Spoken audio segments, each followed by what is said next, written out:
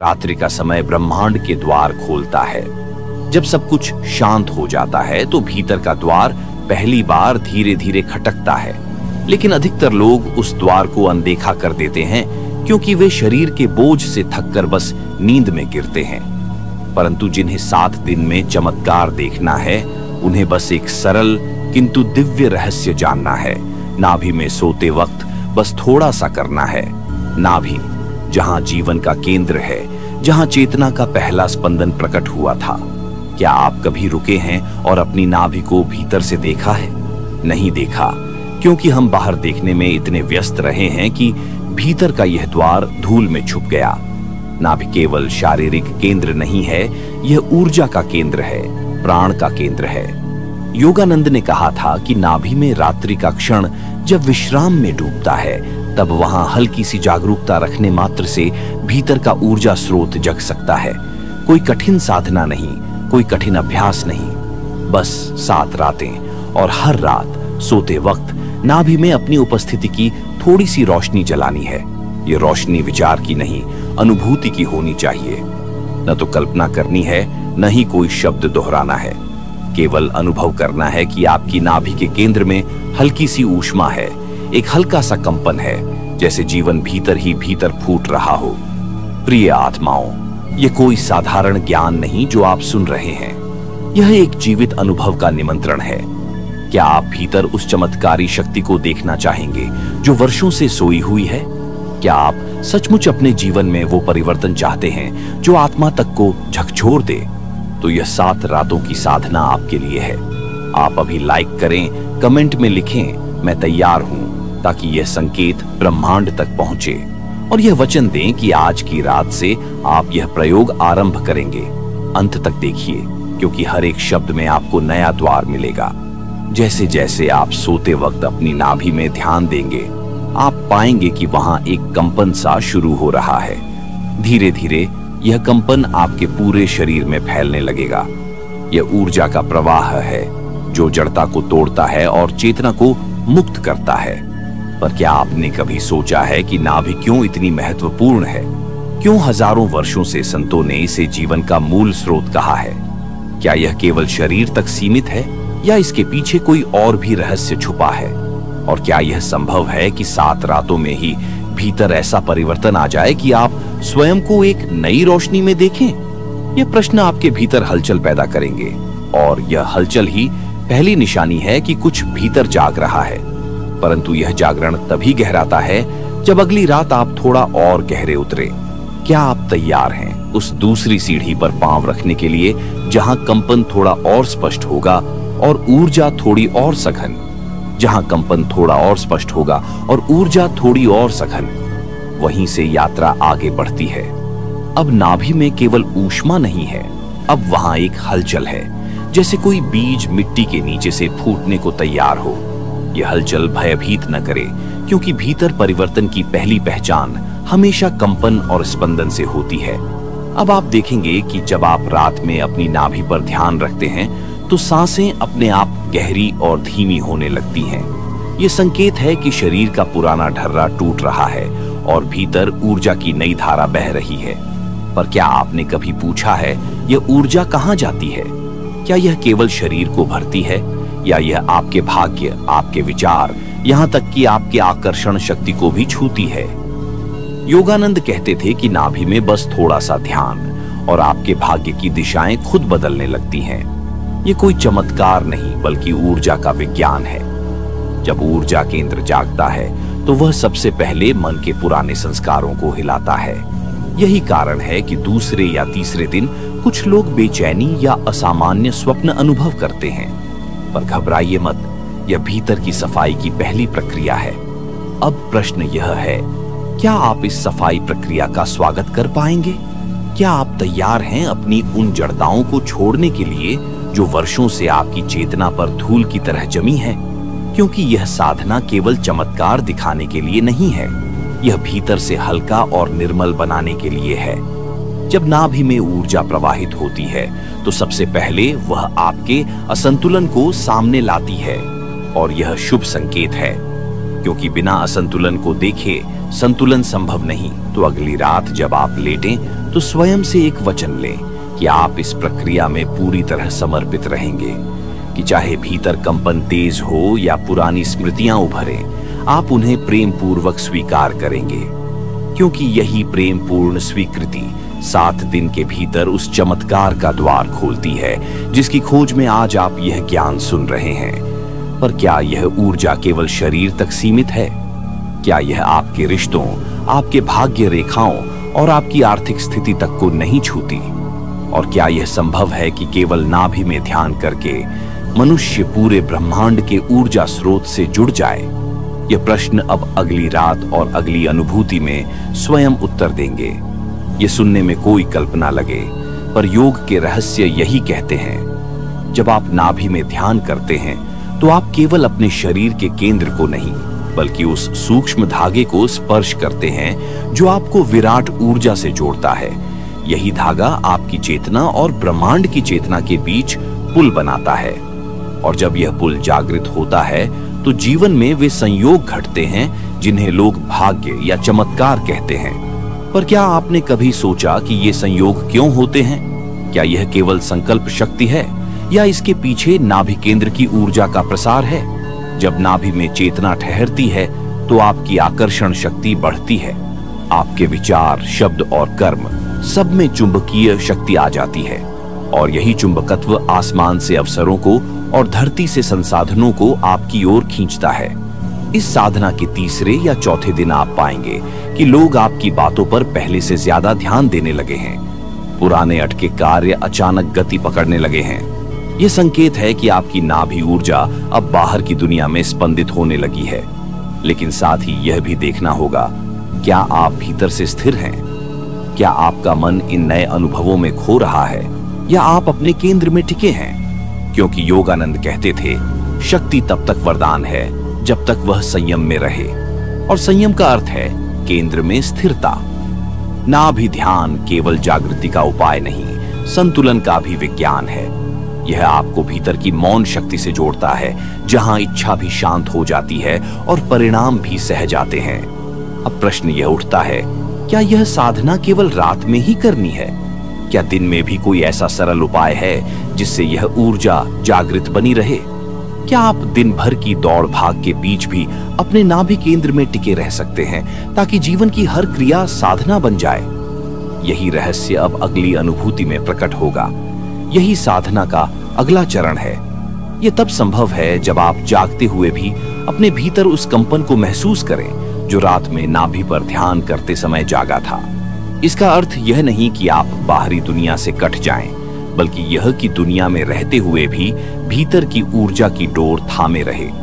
योगानंद कहते थे कि यही संतुलन, बाहर की गति और भीतर की स्थिरता, साधक को अदृश्य रूप से ब्रह्मांड के केंद्र से जोड़ती है। तो अब प्रश्न यह है, क्या आप काम करते हुए, बोलते हुए, चलते हुए उस नाभि केंद्र में अपनी चेतना का अंश टिकाए रख सकते हैं? यह कठिन नहीं, यदि आप हर घंटे में केवल कुछ सेकंड के लिए अपना ध्यान नाभि पर लौटा लें। यह छोटा सा अभ्यास आपकी ऊर्जा को दिन भर बिखरने से रोकता है, और यही रोकी हुई ऊर्जा 7 दिनों में भीतर चमत्कार उत्पन्न करती है। आप देखेंगे कि जैसे जैसे यह केंद्र जागता है, आपके भीतर आत्मविश्वास का एक नया स्रोत उभरता है, बिना कारण के, बिना बाहरी सहारे के। यह आत्मविश्वास आपकी चाल में, आपके स्वर में और यहां तक कि आपकी आंखों की चमक में भी झलकने लगेगा, और यहीं से ब्रह्मांड की ऊर्जा आपसे संवाद करने लगती है। परिस्थितियां अपने आप आपके पक्ष में झुकने लगती हैं। लेकिन प्रश्न यह है, क्या यह ऊर्जा सदा बनी रह सकती है? क्या यह केवल साधना के दिनों तक सीमित है, या यह जीवन की स्थायी संपत्ति बन सकती है? योगानंद यही संकेत करते हैं कि यदि साधक अपनी चेतना को दिन रात नाभि में टिकाए रखे, तो यह ऊर्जा केवल अवसरों को आकर्षित नहीं करती, बल्कि आपके भीतर के रोगों, असंतुलनों और मानसिक विषाद को भी शुद्ध कर देती है। और यही आंतरिक शुद्धि वह अदृश्य चमत्कार है जो बाहर के चमत्कारों से कहीं अधिक गहरा और स्थायी होता है। पर क्या यह शुद्धि केवल शरीर तक सीमित है? क्या यह मन और आत्मा के गहरे स्तरों तक भी जाती है? और क्या यही प्रक्रिया वह द्वार खोलती है जिससे साधक अपने भीतर के सर्वोच्च केंद्र तक पहुंचता है? अब समय है इस गुप्त द्वार को थोड़ा और खोलने का। अर्थ है उस सूक्ष्म स्पंदन में प्रवेश करना जो नाभि के पार चलता है। साधक जब 7 दिनों तक नाभि पर ध्यान करता है तो शरीर में ऊर्जा का एक नया प्रवाह जागता है। लेकिन यह प्रवाह केवल भौतिक नहीं, यह मन की भीतरी परतों को छूता है। यही वह द्वार है जहां साधना शरीर से आगे बढ़कर चित्त और आत्मा तक जाती है। क्या आपने कभी सोचा कि भीतर की अशांति क्यों बनी रहती है, चाहे बाहर कितनी भी सफलता मिल जाए? योगानंद कहते हैं क्योंकि मन का केंद्र बिखरा रहता है और नाभि में टिके बिना मन कभी स्थिर नहीं होता। ये नाभि केंद्र ही मन को अपने स्रोत से जोड़ता है। जब आप ध्यान में नाभि के गहरे कंपन में उतरते हैं तो धीरे धीरे विचारों का शोर धीमा पड़ता है और वही क्षण वह द्वार खोलता है जहां विचार समाप्त होते हैं और अनुभूति प्रारंभ होती है। अब प्रश्न यह है, क्या यह अनुभूति केवल ध्यान में सीमित रहेगी या क्या यह जागृति आपके संपूर्ण जीवन को छू सकती है? जब आप इस गुप्त द्वार से गुजरते हैं तो भीतर एक मौन प्रकाश फूटता है जो आपकी दृष्टि, वाणी और कर्म में उतरने लगता है। यही आंतरिक चमत्कार है जो बाहर के चमत्कारों से कहीं अधिक दुर्लभ और पवित्र है। लेकिन यहाँ एक और गहरी बात उठती है, क्या नाभि केंद्र का यह जागरण आत्मा की उच्चतम ऊर्जा केंद्र सहस्रार से भी जुड़ता है? क्या यह यात्रा नाभि से सहस्रार तक जाती है? और क्या साधक इस यात्रा में अपने भीतर की दिव्यता को प्रत्यक्ष देख सकता है? अब समय है उस रहस्य को छूने का जहां नाभि ऊर्जा और आत्मा का सर्वोच्च प्रकाश एक सूत्र में बंधते हैं। साधक अपनी वास्तविक यात्रा में प्रवेश करता है। योगानंद कहते हैं कि नाभि केवल ऊर्जा का केंद्र नहीं बल्कि वह बीज है जिसमें आत्मा का संपूर्ण वृक्ष छिपा है। जब साधक 7 दिनों तक निरंतर इस केंद्र पर चेतना टिकाए रखता है तो भीतर एक ऊर्ध्वगामी धारा जागती है। यह धारा मणिपुर से उठती है और सहस्रार तक जाने की क्षमता रखती है। पर प्रश्न यह है, क्या आप उस धारा के साथ ऊपर जा पाने का धैर्य और समर्पण रखते हैं? क्या साधना आपके लिए कोई प्रयोग मात्र है या यह आपकी आत्मा की पुकार बन चुकी है? जब ऊर्जा ऊपर उठती है तो साधक के भीतर 2 अनुभव जन्म लेते हैं। पहला है भीतर का हल्कापन, जैसे कोई पुराना भार उतर गया हो। दूसरा है एक मौन उजाला जो शब्दों से परे है पर अनुभव में गहरा है। यहीं से साधना ध्यान से ध्यानातीत में बदलती है। अब आप नाभि में केवल ध्यान नहीं करते बल्कि उस ऊर्जा को अपने मस्तक तक प्रवाहित होने देते हैं। योगानंद कहते हैं यही प्रवाह साधक को दिव्य संकल्प की शक्ति देता है। तब आप केवल परिस्थितियों के गुलाम नहीं रहते बल्कि आपके भीतर वह शक्ति जागती है जो परिस्थिति को बदलने में समर्थ है। अब विचार उठता है, क्या यह प्रवाह केवल सुखद अनुभूति तक सीमित है या यह हमारे भाग्य की दिशा भी बदल सकता है? क्या यही शक्ति वह रहस्य है जिससे साधक अपनी पुरानी बाधाओं और संस्कारों को काटकर नया भविष्य रचता है? और क्या इस ऊर्ध्वगामी धारा में ही वह अमृत छिपा है जिसकी खोज में युगों से साधक भटकते रहे हैं? अब समय है उस अमृत स्रोत के द्वार पर पहुंचने का जहां भीतर की यात्रा अपने चरम पर पहुंचती है, जहां मृत्यु का भय समाप्त होता है और जीवन की नई ज्योति फूटती है। योगानंद कहते हैं कि जब साधक नाभि केंद्र से ऊर्जा को सहस्रार की ओर प्रवाहित करता है तो मस्तक में दिव्य रस अमृत टपकता है। यही वह क्षण है जब साधक समझता है कि उसका शरीर केवल माटी नहीं बल्कि ब्रह्मांडीय शक्ति का मंदिर है। पर क्या आप कभी भीतर उस अमर धारा की आहट सुनी है? क्या यह अमृत केवल योगियों के लिए है या हर साधक के भीतर यह द्वार खुल सकता है? जब साधना 7 दिनों तक नाभि पर केंद्रित रहती है तो भीतर ऊर्जा का एक घूर्णन जन्म लेता है। यह घूर्णन ही उस मार्ग का द्वार खोलता है जिससे अमृत रस सहस्रार में प्रवाहित होता है। साधक के अनुभव में यह अमृत कभी गहरी शांति के रूप में आता है, कभी भीतर के आनंद के रूप में। यह आनंद बाहरी सुख से भिन्न है क्योंकि यह परिस्थितियों पर निर्भर नहीं रहता। क्या आपने कभी वैसा सुख अनुभव किया है जो बाहर के कारणों से नहीं बल्कि भीतर की चेतना के विस्तार से उपजा हो? यही असली अमृत है। अब प्रश्न यह है, क्या साधना का उद्देश्य केवल इस अमृत रस का स्वाद चखना है या क्या यह अमृत हमारे जीवन को भी नया आकार दे सकता है? क्या यह भीतर की ऊर्जा को बदलकर बाहर की दुनिया में भी चमत्कारिक परिवर्तन ला सकता है? और क्या यह अमृत केवल सुख की अनुभूति है या यह मनुष्य को उसकी खोई हुई दिव्यता का स्मरण भी कराता है? अब समय है यह जानने का कि यह अमृत कैसे धीरे धीरे पूरे जीवन में उतरता है और साधक को भीतर और बाहर दोनों स्तरों पर बदल देता है। पूरे जीवन में उतरता है और साधक को भीतर और बाहर दोनों ओर नया रूप देता है। जब यह अमृत नाभि साधना के माध्यम से भीतर जागृत होता है तो वह केवल ध्यान की गुफा में नहीं रहता, वह आपके शब्दों में उतरता है, आपके कर्मों में उतरता है, आपके संबंधों तक पहुंचता है। योगानंद कहते हैं, असली साधना वही है जो भीतर की रोशनी को बाहरी संसार में बिखेर दे। लेकिन क्या यह संभव है कि साधक की एकांत साधना उसके परिवार, समाज और कर्म क्षेत्र को भी स्पर्श करे? क्या यह अमृत केवल आत्मा के सुख तक सीमित है या यह आपके भाग्य की दिशाओं को भी मोड़ता है? जब साधक 7 दिन तक निरंतर नाभि केंद्र पर जागरूक रहता है तब भीतर की ऊर्जा बाहर के घटनाक्रमों में भी परिवर्तन लाती है। लोग कहते हैं यह चमत्कार है, पर योगानंद कहते हैं यह प्रकृति का गुप्त नियम है जिसे साधक अपनी साधना से सक्रिय कर देता है। अब प्रश्न उठता है, क्या यह चमत्कार केवल संयोग है या यह हमारे भीतर के ऊर्जा केंद्रों का सचेतन नियंत्रण है? जब आपकी नाभि की ऊर्जा स्थिर और जागरूक होती है तो आपके विचार अधिक शक्तिशाली हो जाते हैं और आपकी संकल्प शक्ति भीतर से आदेश देती है जिसे ब्रह्मांड पूरा करता है। क्या आपने कभी सोचा है कि आपकी नियति बाहर नहीं, आपके भीतर के ऊर्जा केंद्रों में छिपी है? अब समय है यह जानने का कि नाभि साधना के इन 7 दिनों के बाद साधक के भीतर कौन से 3 गहरे परिवर्तन स्थायी रूप से अंकित होते हैं जो जीवन की दिशा को पलट देते हैं। 3 गहरे परिवर्तन स्थायी रूप से अंकित होते हैं। पहला परिवर्तन, मन की चंचलता का क्षय। नाभि साधना जब गहरी होती है तो विचारों की भीड़ स्वतः विराम लेने लगती है। भीतर स्थिरता का एक स्रोत खुलता है जो साधक को बाहरी हलचलों से निर्लिप्त कर देता है। क्या आप कल्पना कर सकते हैं कि आपके भीतर ही एक ऐसा केंद्र है जहां पहुंचकर मन की अशांति समाप्त हो जाती है? यह पहला चमत्कार है, मन का मौन। दूसरा परिवर्तन, संकल्प शक्ति में तीव्रता का जागरण। नाभि केंद्र ऊर्जा का भंडार है और जब 7 दिनों तक साधना होती है तो इच्छा शक्ति केवल कल्पना नहीं रहती, वह आदेश बन जाती है। यह वह अवस्था है जब साधक जो संकल्प करता है प्रकृति उसे पूरा करने में सहयोग देने लगती है। क्या आपने कभी भीतर वह शक्ति अनुभव की है जहां इच्छा मात्र कल्पना नहीं बल्कि सृजन का बीज बन जाती है? तीसरा परिवर्तन, शरीर और ऊर्जा में नवजीवन का संचार।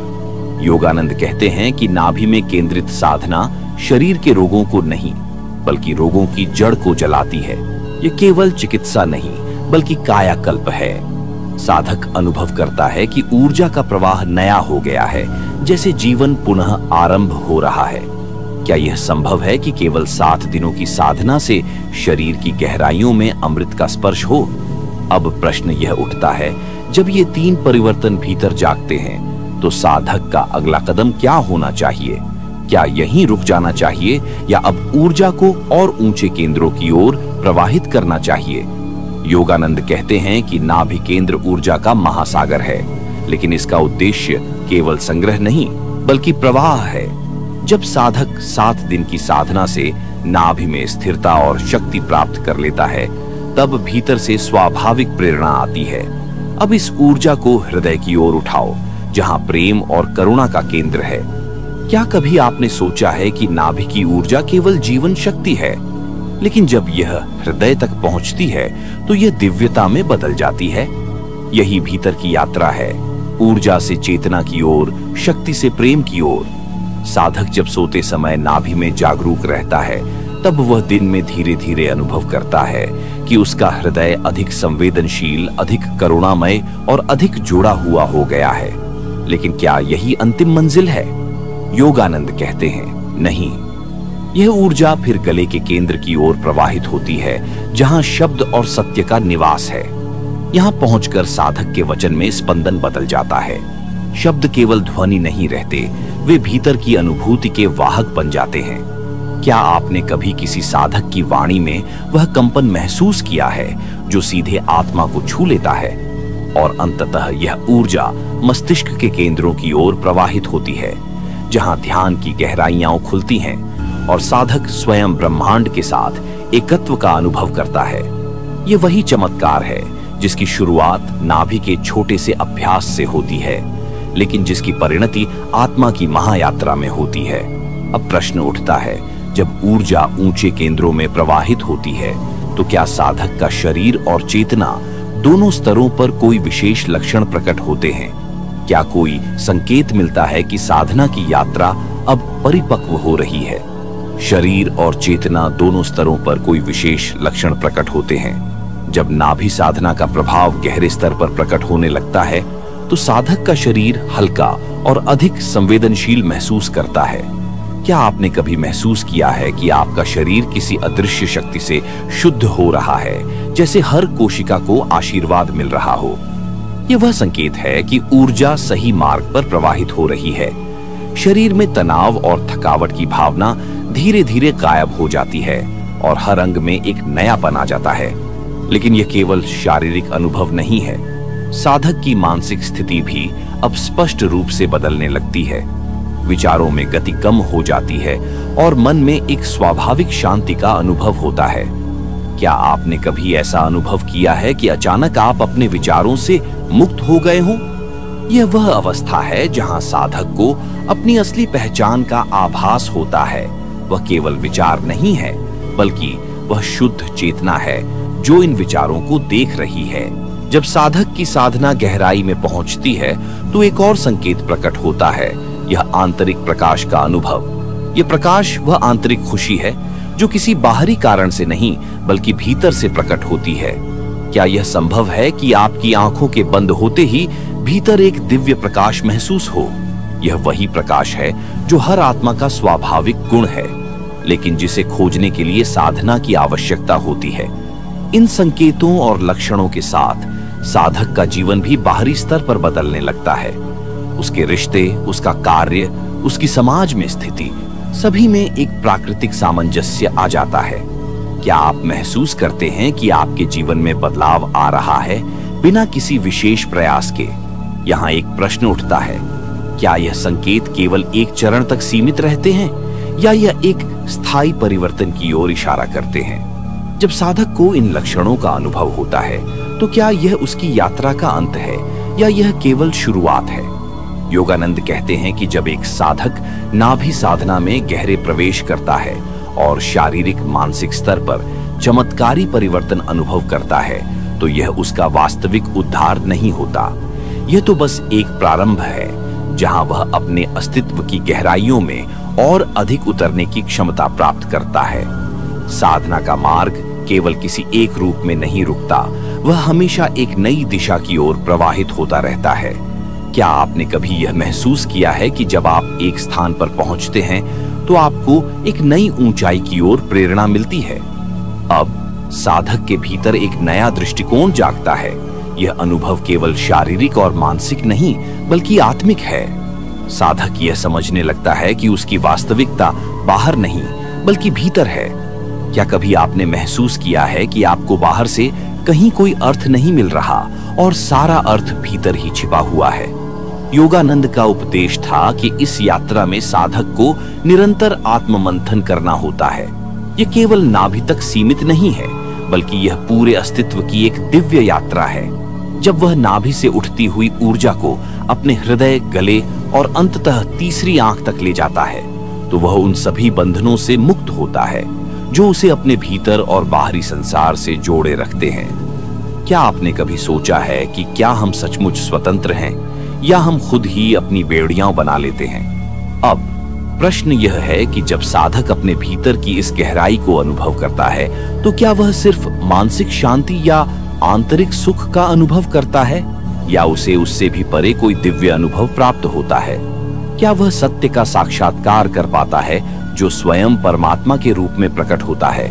जब साधक अपनी यात्रा में नाभि, हृदय, गले और तीसरी आंख के केंद्रों से होते हुए परमात्मा के भीतर पहुंचता है तो वह अनुभव करता है कि यह सारा संसार केवल एक दिव्य लहर है जिसमें वह भी समाहित है। योगानंद कहते हैं कि आत्मा और ब्रह्मा के बीच कोई भेद नहीं है, और जब साधक यह सच्चाई स्वीकार कर लेता है तो वह परमात्मा के रूप में खुद को देखता है। क्या आपने कभी यह महसूस किया है कि आप वही हैं जो आप खोज रहे थे? क्या वह अनोखी शांति जो जीवन को समग्र रूप में देखती है आपके भीतर पहले से मौजूद नहीं थी? ये वह स्थिति है जहां साधक को अब किसी बाहरी साधना की आवश्यकता नहीं होती। वह जानता है कि भीतर का अनंत शांति, प्रेम और ज्ञान उसे हर पल के साथ मिल रहा है। क्या यह संभव है कि भीतर की आंतरिक शांति ही हमें बाहर के संसार में सच्चा सुख प्रदान कर सकती है? योगानंद का उपदेश था कि साधक के लिए सबसे बड़ी यात्रा आत्मा की यात्रा होती है। ये वही यात्रा है जो संसार और ब्रह्मा के बीच कोई भेद नहीं छोड़ती। जब साधक परमात्मा से जुड़ता है तो उसे हर चीज में परमात्मा का प्रतिबिंब दिखाई देता है। क्या आप कभी इस तरह के अनुभव का हिस्सा रहे हैं जब आपको सब कुछ एक जैसा प्रतीत हो और हर स्थान, हर व्यक्ति में एक दिव्यता दिखे? इस अंतिम अवस्था में साधक को यह समझ में आता है कि उसकी यात्रा केवल आत्मा की यात्रा थी और यही आत्मा अब साक्षात्कार करती है। ये वही क्षण है जब वह महसूस करता है कि वह न केवल परमात्मा का अंश है बल्कि वह स्वयं परमात्मा है। क्या कभी आपने सोचा है कि वह अद्वितीय शांति और सुख जो आप तलाश रहे हैं, क्या वह पहले से आपके भीतर नहीं था?